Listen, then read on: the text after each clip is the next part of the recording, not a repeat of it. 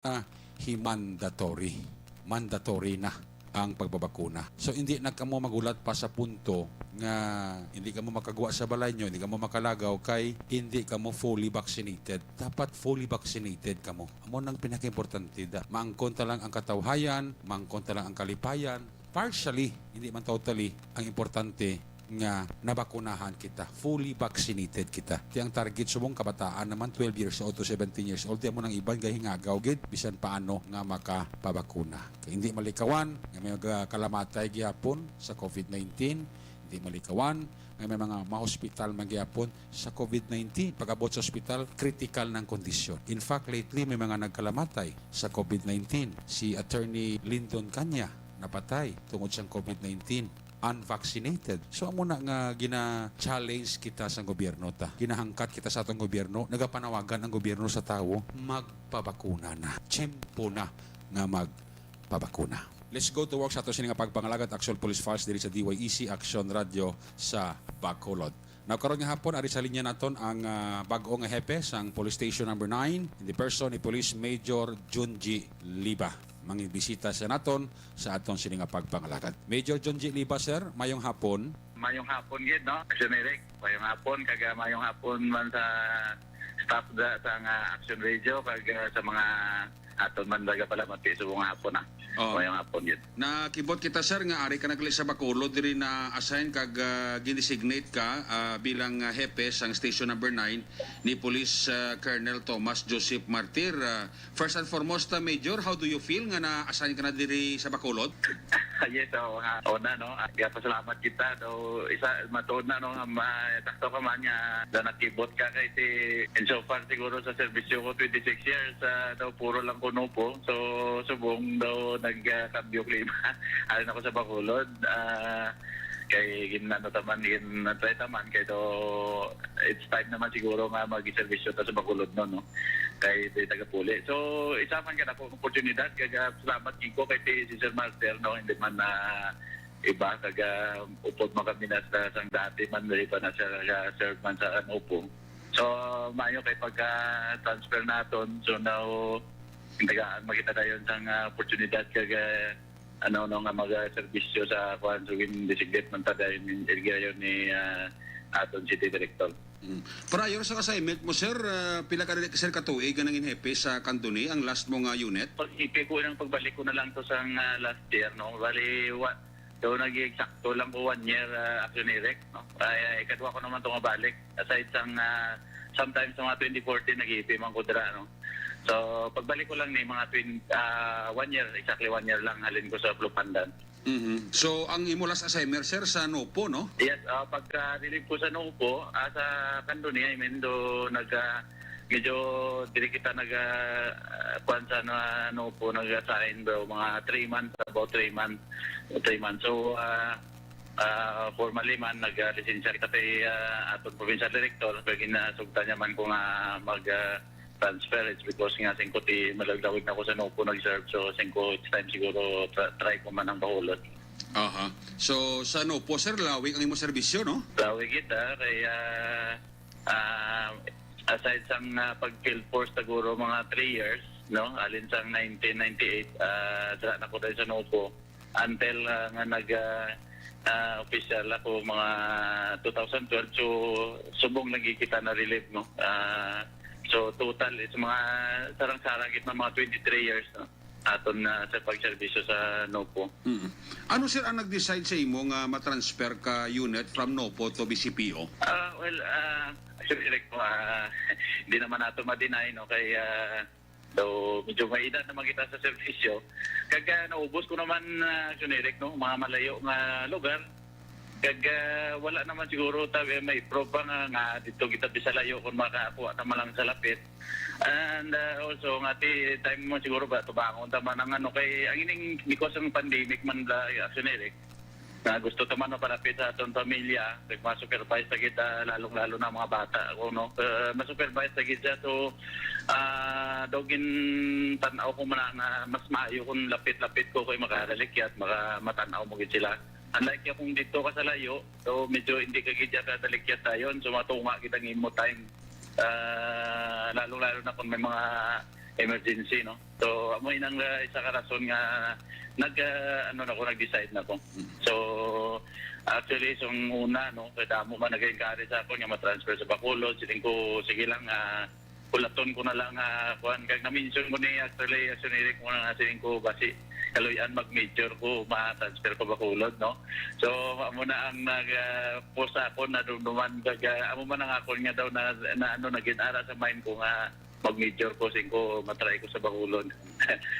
So amo na Eric. So dako ini nga break sa imo career at the same time daw medyo malapit ka na sir sa imo sining pamilya unlike sa mga nagligad nga mga tinuig sa ngara ka pa sa Nopo. Correct, Eric. No, so amo ginadako na ni dako ni man nga talent sa conscience nga so bisan dugay naman ta sa serbisyo pero medyo bago ni sa akon nga environment kag bago man nga assignment, bagong design sa mga pang trabaho. Pila na sir katuig ang nabilin sa ibos nga serbisyo sir before ka mag-retire? Actually may ara pa kita 8 ka tuig kay 48 pa kita subong so may mga 8 pa ka tuig Eric. Aha.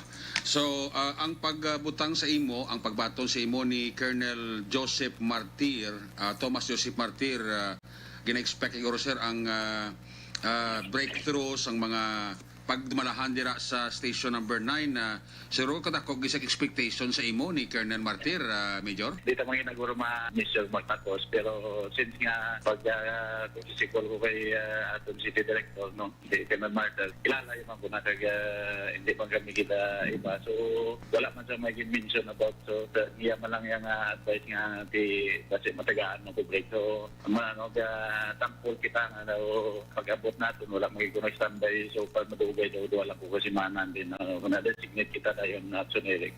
So with regard siguro sa expectation niya tinguan ta kay everybody siguro every officer among man na gina-expected man na natin bisan kung sino man no sa diin ng mga officer gina-expect ginatako ang expectation ta sa officer so on my part ginatinguan ta na mag-maayo lang ang outcome sa aton nga pag-serve as pag-ungay pizza sa Navy. So far no, sa nagliligan ng mga inadlaw, nag-cortical pa man ang kita. And then directly, nagkanto na lang ko anay sa station para mag-check. Then may pa-turnover lang kami sa outgoing. And then mga iban-iban pa nga gusto ko lang makikita, mag-check, matanaw dito. No? Every week, we have to beat up sa mga operation on illegal gambling, illegal drugs, and others. So kamusta sir ang ambience? I mean ang pag-abi-abi sa mga taga Station 9 sa imo pag kadto mo sa police station? Eric. So far, namiyan ako sa pag-accept nila kay feel ko man na very welcome ako. Kay kilala ko man sila kayo. So far, kaya kilala kami. In fact, ako niya deputy subong nga si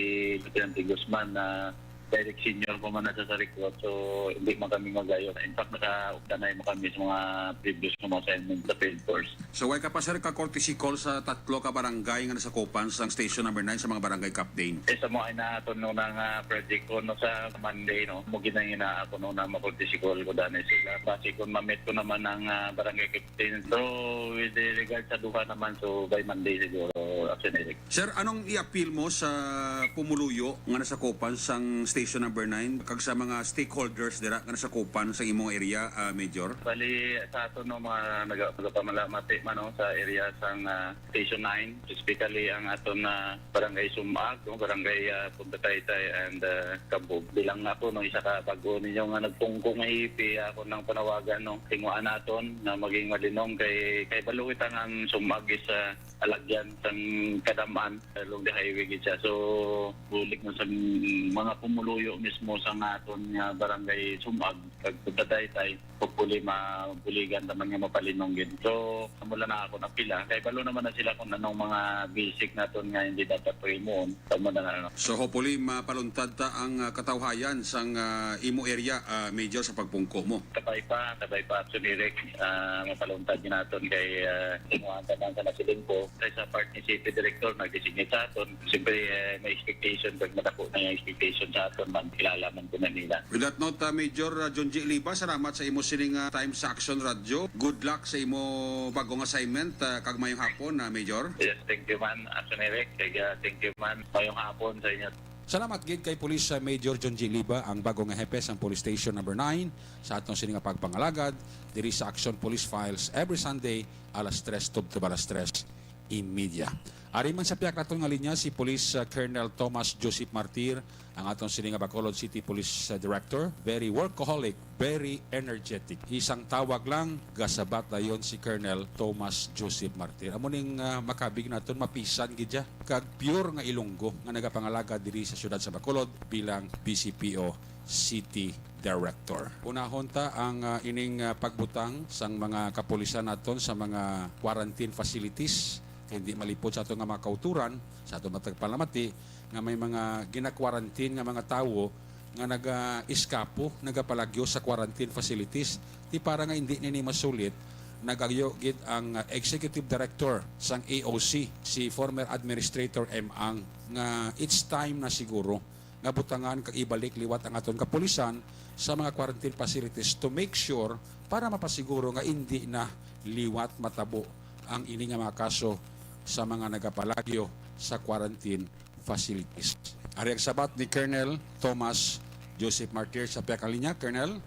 Oo. Actually, every kagabi, I have attended the Zoom meeting with, of course, the EOC, no? Headed by, of course, by Councilor M. Ang, and of course, araman si, ako na lang din ngayon, Mayor King Dia. And one of the concerns is yung police presence. Sa una may police kita dira, but will pull out na to sa region ang aton yung mga FPP, but may nabilin pa man iban, but subong mag-augment kami naman police dito after sinisiguro ma-pull out ang aton augmentation sa mga cemeteries naton para ma-prevent naton ng mga insidente na matapos. So nung system sa ilang nga dutyhan ay sa quarantine facilities, Colonel? Yes, actually, Rick, siguro so tungod nga kulang kita, we will be tapping force multipliers also, no? At di request naman, ibati ka sa aton police kung kulang gitman, but yung situate nga makaroon the clock kita di 24/7. We are repairing sa 11 ni ka quarantine facilities at sa Bacolod, may mga pulis kagad sir nga ibutang gidaya 24/7. Yes, actually, Eric, tinguhan ginamon mabutangan kay sa 11 na do may apat na danga may ara na nadaan. Yung iban, medyo nag-pull out na rin yung sa region, but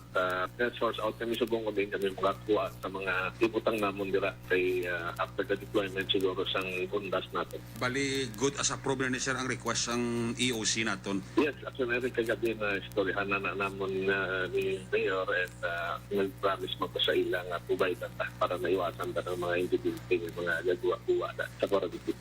Salamat kay Colonel Thomas Joseph Martir. Now sir, kadto ta parte sa tong gintiro bilang GRO dira sa may area sang Barangay 2 nga si Renalyn Maming nga taga Barangay Bugang La Castillana. Kuhaan ta man reaksyon si Colonel Martir parte sini nga insidente, Colonel? So, Eric, na-monitor ko to and I think as info sa ako, ang biktima na muna ko nung kapangwa na ako nung gamit sa mga driver. Muna ko nung pan sa ako niya investigator. Siguro may image sa iya or what, but on process naman, follow up sa aton investigators. They're trying to get the CCTV footage and wala kita ating tao, puro lang ng truck drivers. Kaya so, no, kapangwa na sa kuno sang gamit sa mga truck drivers dira. And siyang previous na detain naman na siya kuno at wala siya na Thailand kaso but hopefully makuha ang suspects kung sino man na. So most likely mga biktima ya sir nga mga customer ya amo man ang ginakawatan niya do amo na. Oo, amo nang pagkabalo ko kaya amo man hambal sa mga kaupdanan niya dira ng mga bahay man na nga iba natin nga nagakalagto man nata. Posible amo na isa sa mga motibo nga gina-trace nato din subok. Riding in tandem ni sir no ang nagtiro 45. Oo, do amo na actionary do amo na siya. So way pa kamo subong sir lead sa identity sa mga suspect. May ara naman kahapon ang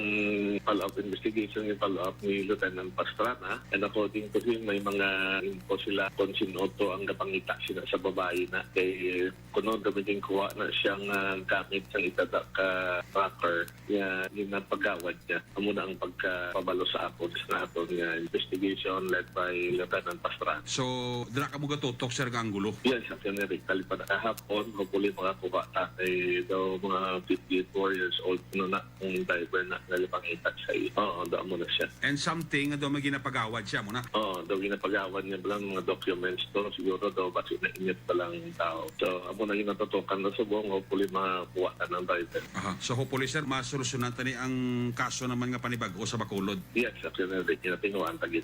Salamat kid Colonel Thomas Joseph Martir, ang very workaholic, energetic nga PCPO City Director. So amo nang mando ni Colonel Martir sa kapulisan nato sa station number 2 nga tutukan gid kag once and for all solusyonan ang ining panibag-ong insidente sang shooting incident involving sang GRO nga napatay nga si Remy Maming. Agintiro sang riding in tandem gamit ang 45 caliber pistol. May angot sa sini nga balita ari sa linya naton ang mapisan man very workaholic man nga Deputy Chief of Police sang Police Station number 2 in the person ni Police Lieutenant Junito Pastrana. Nakalabot na kay Pastrana ang information nga wala nagpasugot ang pamilya Maming nga ipautopsi ang bangkay ni Renalyn Maming nga tani kinahanglan man ni isa sa mga ebidensya nga gamiton sa pulis naton just in case gid man nga mapasaka sila sang kaso kay may ara na sila natungod nga person of interest nga posible may kailabtanan sa kamatayon ni Maming.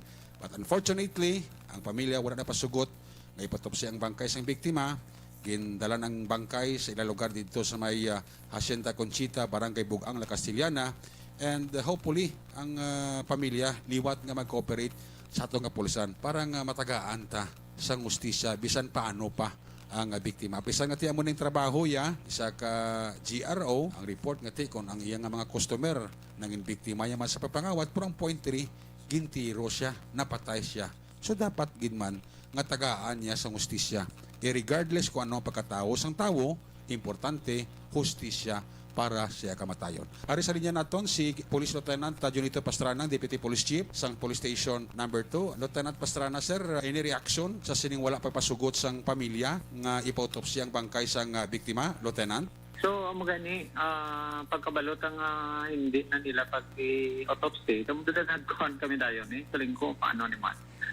Hindi naman sila mapilit. Mas sige Japon niya kung anong matabo. Sige Japon ang case build up ta. In fact, meron ta sang person of interest nga ginallocate na subong. Ginasang agad, follow up ta naman to liwat sa Bridco Port. Pero hindi ka na makontak na ng tao. Pero naiara na to kontak na tao nga ang iyang abot may possible tagaan ta sang information sang sini nga tao nga ginapangita ta. Hopefully, sir, mag-lisaw paminsaron sa pamilya sa biktima kag liwat sila mag-cooperate sa inyong investigasyon, Lieutenant? Kung kay criminal case man bisan magliso sila, if sufficient ang evidence ta, ang pulis niya pwede man niya kaya act as complainant kay public crime man Pero galing, mas mayo gidyatani nga ang pamilya mismo ya mag-cooperate. Kay saranta ko sa investigasyon nyo daw laban ni Contani sa Solcon mag-cooperate lang pamilya Ganin sir. Pero hindi naman sila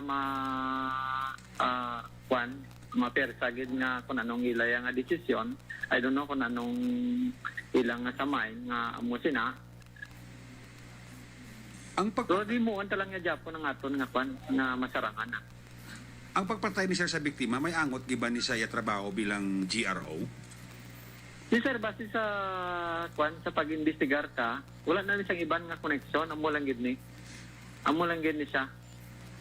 Kay in fact, hindi lang isa, hindi dua, tatlo, kadamo na nga bisis nga mga tao nga kapangita sini sa iya because ang iya lang aktibidades, nga illegal nga activity dira sa may lapit sa Bridco Port. Are you referring sining mga tao nga ginkawatan niya sang gamit, sir, pagkatapos nga... yes, sir.